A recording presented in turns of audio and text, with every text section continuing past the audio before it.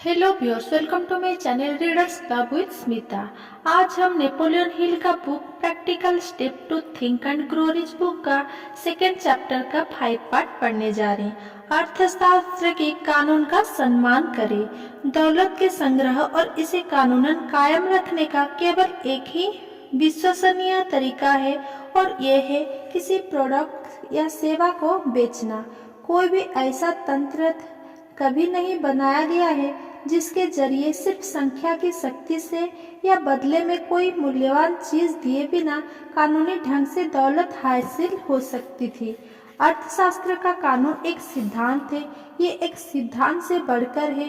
ये एक ऐसा कानून है जिसे कोई भी व्यक्ति गंभीर परिणाम भोगे बिना तोड़ नहीं सकता। अर्थशास्त्र के कानून के अनुसार कानूनन लाभ कमाने का एकमात्र तरीका किसी प्रोडक्ट या सेवा को उपलब्ध कराने के बदले में लागत से ज्यादा मूल्य पर बेचना है। इस सिद्धांत के नाम को अच्छी तरह याद रखें क्योंकि यह तमाम नेताओं और राजनीतिक मशीनों से कहीं ज्यादा शक्तिशाली है। ये तमाम श्रम यूनियन के नियंत्रण से ऊपर और परे हैं। ये किसी पैसे में ठगी करने वाले या स्वनियुक्त लीडरों द्वारा प्रभावित या निस्वत से नहीं हिल सकता। यही नहीं, ये सबको दिखने वाली आंख है और बुक कीपिंग का एक आदर्श तंत्र है जिसमें यह दिए बिना पाने की कोशिश वाले व्यवसाय में संलग्न हर इंसान के कामों का सटीक लेखा जोखा रखता है। देर सबर इसके ऑडिटर आते हैं, छोटे बड़े दोनों प्रकार के व्यक्तित्व का रिकॉर्ड देखते हैं और अकाउंटिंग की मांग करते हैं। वॉल स्ट्रीट, बड़ी कंपनियां, पूंजीवादी लाभ हित या आप उस तंत्र को चाहे जो नाम दे दे जिसने हमें अमेरिका स्वतंत्रता दी है, ये ऐसी लोग का समूह है जो अर्थशास्त्र के इस शक्तिशाली नियम को समझते हैं, सम्मान करते हैं और इसके अनुरूप खुद को ढालते हैं। उनकी वित्तीय सफलता नियम का सम्मान करने पर निर्भर करती है। अर्थशास्त्र का नियम प्रकृति ने दिया था, कोई सर्वोच्च न्यायालय नहीं है जिसमें इस कानून का उल्लंघन करने वाले याचिका दायर कर सके। ये कानून अपने उल्लंघन के लिए दंड भी देता है और पालन के लिए उचित पुरस्कार भी देता है। इसमें किसी भी इंसान का हस्तक्षेप नहीं होता है, ना ही इसकी कोई संभावना रहती है। इस कानून को निरस्त नहीं किया जा सकता। यह उतना ही निश्चित है जितने कि आसमान के तारे और यह तारों को नियंत्रित करने वाले तंत्र के ही अधीन है और उसी का हिस्सा है। क्या कोई अर्थशास्त्र के अनुरूप खुद को ढालने से इनकार कर सकता है? बिल्कुल। ये एक स्वतंत्र देश है। यहाँ सभी लोग समान अधिकारों के साथ पैदा हुए हैं जिनमें अर्थशास्त्र के कानून को नजरअंदाज करने का अधिकार भी शामिल है। तब क्या होता है? देखिए, तब तक कुछ नहीं होता जब तक कि बड़ी संख्या में लोग कानून को नजरअंदाज करने के उद्देश्य से एकजुट नहीं हो जाते हैं, अपनी मनचाही चीज सख्ती से हथियार नहीं लेते। फिर तानाशाह आता है जिसके पास फायरिंग स्क्वाड और मशीन गन से सुसज्जित फौज होती है।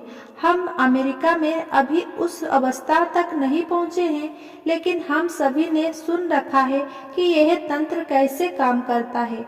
शायद हम इतने सौभाग्यशाली होंगे कि इतनी विभत्स वास्तविकता के निजी अनुभव की मांग ना करें। बेशक हम अपनी अभिव्यक्ति की स्वतंत्रता, कार्य की स्वतंत्रता और दौलत की बदले में उपयोगी सेवा प्रदान करने की स्वतंत्रता का आनंद लेते रहना पसंद करेंगे। सत्ताधारी नेताओं की यह आदत होती है कि वे मतों के बदले में लोगों को शासकीय कोषालय पर डाका डालने का अधिकार दे देते हैं, जिसके फलस्वरूप वे कई बार चुनाव जीत जाते हैं। लेकिन जिस तरह दिन के बाद रात आती है, उसी तरह अंतिम कीमत चुकानी पड़ती है। जब हर सिक्के का गलत इस्तेमाल होता है तो चक्रवृद्धि ब्याज पर चक्रवृद्धि ब्याज चुकाना होता है।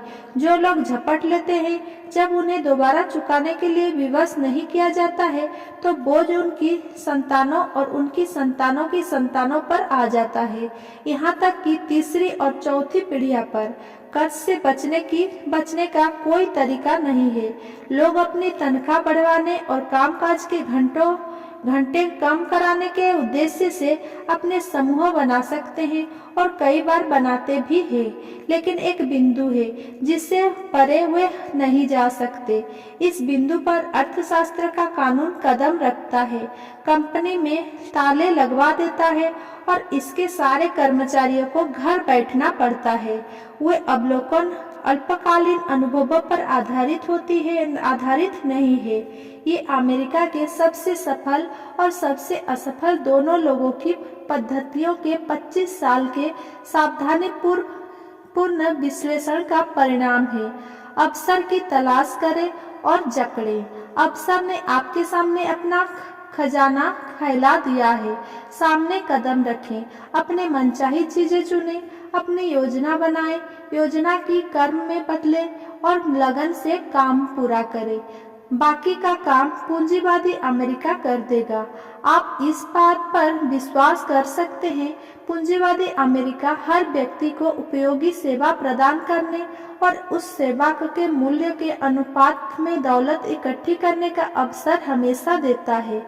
तंत्र किसी को भी इस अधिकार से वंचित नहीं रखता, लेकिन यह कुछ नहीं के बदले कुछ देने का वादा नहीं करता है, ना ही कर सकता है, क्योंकि अर्थशास्त्र का कानून इस तंत्र को नियंत्रित करता है जो दिए बिना पाने को ना तो पहचानता है, ना ही लंबे समय तक बर्दाश्त करता है। पूंजीवादी अमेरिका हर व्यक्ति को उपयोगी सेवा प्रदान करने और उस सेवा के मूल्य के अनुपात से में दौलत इकट्ठी करने का अवसर हमेशा देता है। अमेरिका दौलत इकट्ठी करने की पूरी स्वतंत्रता और अवसर देता है, जो कोई ईमानदार व्यक्ति चाह सकता है। जब कोई शिकार करने जाता है तो वो किसी ऐसी जगह की तलाश करता है जहाँ शिकार प्रचुर मात्रा में हो। दौलत चाहने के मामले में भी वही नियम स्वाभाविक रूप से लागू होता है। दौलत चाहने वाले लोग एक ऐसी देश के पूंजीवादी तंत्र को नष्ट करने से पहले दोबारा सोच ले, जिसके नागरिक हर साल विलासिता की उन वस्तुओं पर करोड़ों डॉलर खर्च करते हैं जिसके बारे में ज्यादातर देशों के लोग सिर्फ सपने देखते हैं।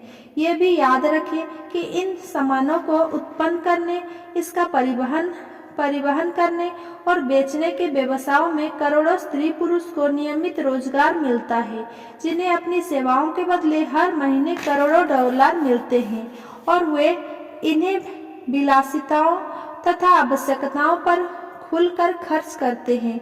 सामानों और व्यक्तिगत सेवाओं के इस आदान प्रदान के पीछे दौलत संग्रह के अवसर की प्रचुरता पाई जा सकती है। यहाँ अमेरिका स्वतंत्रता इंसान की मदद के लिए आ जाती है। कोई भी चीज आपको या किसी और व्यक्ति को उस प्रयास में संलग्न होने से नहीं रोक सकती जो इन व्यवसाय को चलाने के लिए आवश्यक है। यदि किसी के पास श्रेष्ठ योग्यता, प्रशिक्षण और अनुभव है तो वह भारी दौलत इकट्ठी कर सकता है। जो लोग इतने सौभाग्यशाली नहीं है वह कम दौलत इकट्ठी कर सकते हैं। बहुत कम श्रम के बदले में कोई भी आजीविका कमा सकता है। अगर मेरा ये वीडियो आपको पसंद आया हो तो मेरा वीडियो को लाइक, कमेंट, शेयर करें एंड मेरा चैनल को सब्सक्राइब